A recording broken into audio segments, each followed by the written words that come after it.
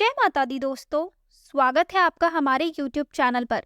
आप सभी को चैत्र नवरात्रों की हार्दिक शुभकामनाएं। आप सभी की मनोकामनाएं माता रानी सदैव पूरी करे। दोस्तों, आज से मैं इस चैनल पर प्रारंभ करने जा रही हूँ श्री दुर्गा सप्तशती के सभी पाठ। इसके साथ ही नवरात्रों के दिनों में सुनी जाने वाली माँ दुर्गा के 9 स्वरूपों की व्रत कथा भी मैं आपको सुनाऊंगी। नवरात्रि में देवी दुर्गा के 9 स्वरूपों की पूजा की जाती है। देवी के 9 स्वरूपों में क्रमशः शैलपुत्री, ब्रह्मचारिणी, चंद्रघंटा, कुष्मांडा, स्कंद माता, कात्यायनी, कालरात्रि, महागौरी और सिद्धिदात्री हैं। नवरात्रि में देवी दुर्गा को प्रसन्न करने के लिए दुर्गा सप्तशती का पाठ करने का भी विधान है। दुर्गा सप्तशती में कुल 13 अध्याय हैं जो कि मार्कंडे पुराण से लिए गए हैं। वैसे तो नवरात्रि में प्रतिदिन सभी 13 अध्याय का सस्वर पाठ करना शुभ माना गया है, परंतु यदि रोजाना 13 अध्याय का पाठ करना संभव नहीं है तो रोज 1 या 2 अध्याय का पाठ किया जा सकता है। तो दोस्तों, आइए करते हैं श्री दुर्गा सप्तशती पाठ का पहला अध्याय प्रारंभ। इस अध्याय में महर्षि ऋषि का राजा सूरत और समाधि को देवी की महिमा बताने का वर्णन किया गया है। महर्षि मार्कंडे बोले, सूर्य के पुत्र सावर्णी की उत्पत्ति की कथा विस्तार पूर्वक कहता हूँ, सुनो। सावर्णी महामाया की कृपा से जिस प्रकार मनवंतर के स्वामी हुए उसका भी हाल सुनो। पहले स्वारोचिष नामक राज्य था। वह प्रजा को अपने पुत्र के समान मानते थे, तो भी कोला विध्वंसी राजा उनके शत्रु बन गए। दुष्टों को दंड देने वाले राजा सूरत की उनके साथ लड़ाई हुई। कोला विध्वंसियों की संख्या में कम होने पर भी राजा सूरत युद्ध में उनसे हार गए। तब वह अपने नगर को आ गए। केवल अपने देश का राज्य ही उनके पास रह गया और वह उसी देश के राजा होकर राज्य करने लगे, किंतु उनके शत्रुओं ने उन पर भी वहां आक्रमण कर दिया।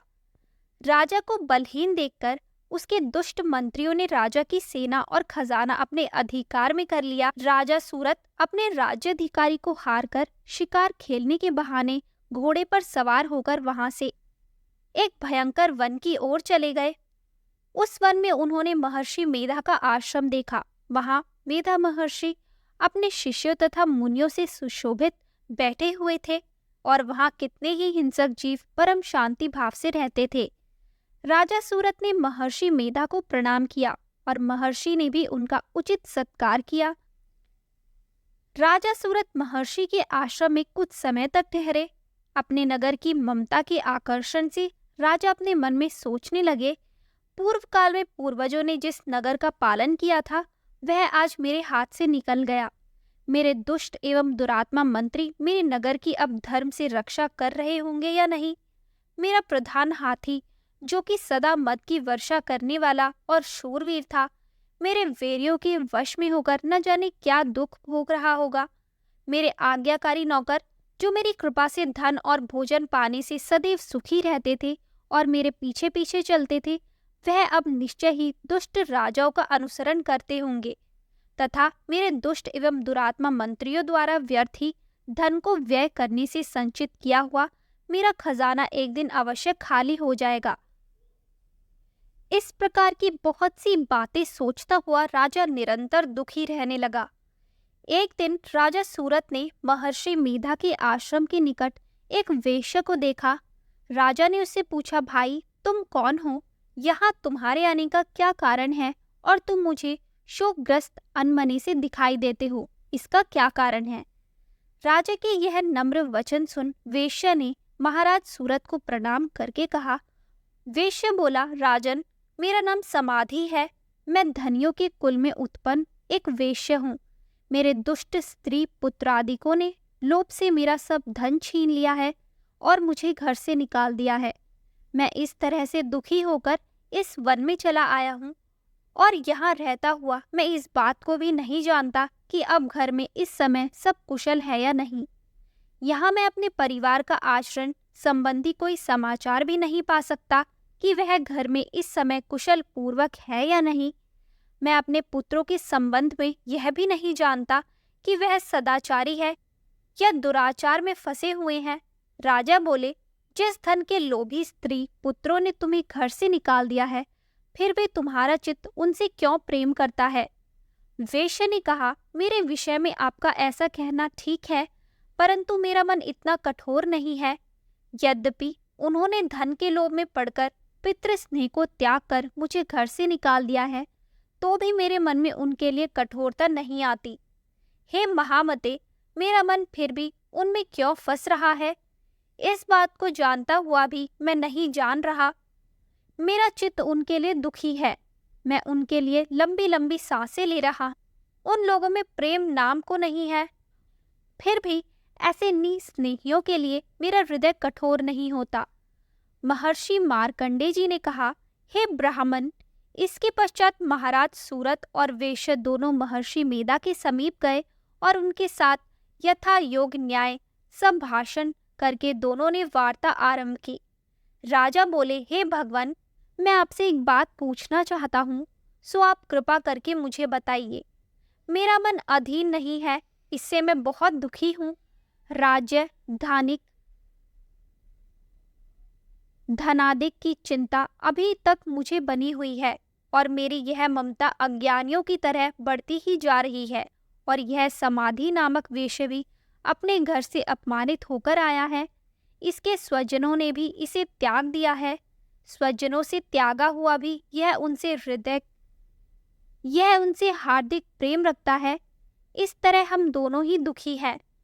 हे महाभाग, उन लोगों के अवगुणों को देखकर भी हम दोनों के मन में उनके लिए ममता जनित आकर्षण उत्पन्न हो रहा है। हमारे ज्ञान रहते हुए भी ऐसा क्यों है? अज्ञानी मनुष्यों की तरह हम दोनों में यह मूर्खता क्यों है? महर्षि मेधा ने कहा, विषम मार्ग का ज्ञान सब जंतुओं को है। सभी के लिए विषय पृथक पृथक होते हैं। कुछ प्राणी दिन में नहीं देखते और कुछ रात को, परंतु कई जीव ऐसे हैं जो दिन तथा रात दोनों में देख सकते हैं।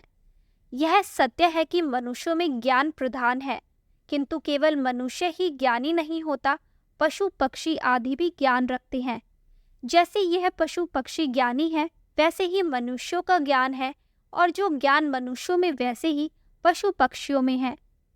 तथा अन्य बातें भी दोनों में एक जैसी पाई जाती है। ज्ञान होने पर भी इन पक्षियों की ओर देखो कि अपने भूख से पीड़ित बच्चों की चोंच में कितने प्रेम से अन्न के दाने डालते हैं। हे राजन, ऐसा ही प्रेम मनुष्यों में अपनी संतान के प्रति भी पाया जाता है। लोभ के कारण अपने उपकार का बदला पाने के लिए मनुष्य पुत्रों की इच्छा करते हैं और इस प्रकार मोह के गड्ढे में गिरा करते हैं। भगवान श्रीहरि की जो माया है, उसी से यह संसार मोहित हो रहा है। इसमें आश्चर्य की कोई बात नहीं, क्योंकि वह भगवान विष्णु की योग निद्रा है। यह माया ही तो है जिसके कारण संसार मोह में जकड़ा हुआ है। यही महामाया भगवती देवी ज्ञानियों के चित्त को बलपूर्वक खींचकर मुंह में डाल देती है और उसी के द्वारा संपूर्ण जगत की उत्पत्ति होती है। यही भगवती देवी प्रसन्न होकर मनुष्य को मुक्ति प्रदान करती है। यही संसार के बंधन का कारण है तथा संपूर्ण ईश्वरों की भी स्वामिनी है। महाराज सूरत ने पूछा, भगवान, वह देवी कौन सी है जिसको आप महामाया कहते हैं? हे ब्राह्मण, वह कैसे उत्पन्न हुई और उसका कार्य क्या है? उसके चरित्र कौन कौन से हैं? प्रभु, उसका जैसा प्रभाव हो, जैसा स्वरूप हो, वह सब ही कृपा कर मुझसे कहिए, मैं आपसे सुनना चाहता हूँ। महर्षि मेधा बोले, राजन, वह देवी तो नित्य स्वरूपा है। उसके द्वारा यह संसार रचा गया है, तब भी उसकी उत्पत्ति अनेक प्रकार से होती है। वह सब आप मुझसे सुनो। वह देवताओं का कार्य सिद्ध करने के लिए प्रकट होती है। उस समय वह उत्पन्न हुई कहलाती है। संसार को जलमय करके जब भगवान विष्णु योग निद्रा का आश्रय लेकर शेष शैया पर सो रहे थे, तब मधुकैटभ नाम के 2 असुर उनके कानों के मैल से प्रकट हुए और वह श्री ब्रह्मा जी को मारने के लिए तैयार हो गए। श्री ब्रह्मा जी ने जब उन दोनों को अपनी ओर आते देखा और यह भी देखा कि भगवान विष्णु योग निद्रा का आश्रय लेकर सो रहे हैं, तो वह उस समय श्री भगवान को जगाने के लिए उनके नेत्रों में निवास करने वाली योग निद्रा की स्तुति करने लगे। श्री ब्रह्मा जी ने कहा, हे देवी, तुम ही स्वाहा, तुम ही स्वधा और तुम ही वशटकार हो। स्वर भी तुम्हारा ही स्वरूप है। तुम ही जीवन देने वाली सुधा हो। नित्य अक्षर प्रणव में अकार, उकार, मकार, इन तीनों में माताओं के रूप में तुम ही स्थित हो। इनके अतिरिक्त जो बिंद पथ अर्ध मात्रा है, जिसका कि विशेष रूप से उच्चारण नहीं किया जाता है, हे देवी वह भी तुम ही हो। हे देवी, संध्या, सावित्री तथा परम जननी तुम ही हो। तुम ही विश्व को धारण करने वाली हो। तुमने ही इस जगत की रचना की है और तुम ही इस जगत का पालन करने वाली हो। तुम ही कल्प के अंत में सबको भक्षण करने वाली हो। हे देवी, जगत की उत्पत्ति के समय तुम सृष्टि रूपा होती हो, पालन काल में स्थित रूपा हो और कल्प के अंत में संहार रूप धारण कर लेती हो। तुम ही महाविद्या, महामाया, महामेधा, महारात्रि और मोहरात्रि हो। श्री ईश्वरी और बोध स्वरूपा बुद्धि भी तुम ही हो। लज्जा, पुष्टि, तुष्टि, शांति और क्षमा भी तुम ही हो। तुम खड़ंग धारणी, शूल धारणी, घोर रूपा तथा गदा, चक्र, शंख और धनुष को धारण करने वाली हो। बाण, भुशुंडी और परिघ यह भी तुम्हारे ही शस्त्र हैं। तुम सौम्य और सौम्यतर हो। यही नहीं बल्कि जितनी भी सौम्य तथा सुंदर वस्तुएं इस संसार में हैं, उन सबसे बढ़कर सुंदर तुम हो। पर और अपर सबसे पर रहने वाली सुंदर तुम ही हो। हे सर्व स्वरूपे देवी, जो भी अस्त पदार्थ है और उनमें जो शक्ति है वह तुम ही हो। ऐसी अवस्था में भला तुम्हारी स्तुति कौन कर सकता है। इस संसार की सृष्टि, पालन और संहार करने वाले जो भगवान हैं, उनको भी जब तुमने निद्रा के वशीभूत कर दिया है, तो फिर तुम्हारी स्तुति कौन कर सकता है। मुझे भगवान विष्णु तथा भगवान शंकर को शरीर धारण कराने वाली तुम ही हो। तुम्हारी स्तुति करने की शक्ति किसमें है। हे देवी, तुम तो अपने इन उदार प्रभावों के कारण ही प्रशंसनीय हो। मधु और केटप जो भयंकर असुर है, इन्हें मुंह में डाल दो और श्रीहरि भगवान विष्णु को भी जल्दी जगा दो और उनमें इनको मार डालने की बुद्धि भी उत्पन्न कर दो। महर्षि मेधा बोले, हे राजन, जब श्री ब्रह्मा जी ने देवी से इस प्रकार स्तुति करके भगवान को जगाने तथा मधु केटप को मारने के लिए कहा, तो वह भगवान श्री विष्णु के नेत्र, मुख, नासिका, बाहों, हृदय और वक्षस्थल से निकल ब्रह्मा जी के सामने खड़ी हो गई। उनके ऐसे कहते ही भगवान श्रीहरि तुरंत जाग उठे और दोनों असुरों को देखा, जो कि अत्यंत बलवान तथा पराक्रमी थे और मारे क्रोध के, जिनके नेत्र लाल हो रहे थे और जो ब्रह्मा जी का वध करने के लिए तैयार थे। तब क्रुद्ध हो उन दोनों दुरात्मा असुरों के साथ भगवान श्रीहरि पूरे 5000 वर्ष तक लड़ते रहे। एक तो वह अत्यंत बलवान तथा पराक्रमी थे, दूसरे महामाया ने भी उन्हें मोह में डाल रखा था।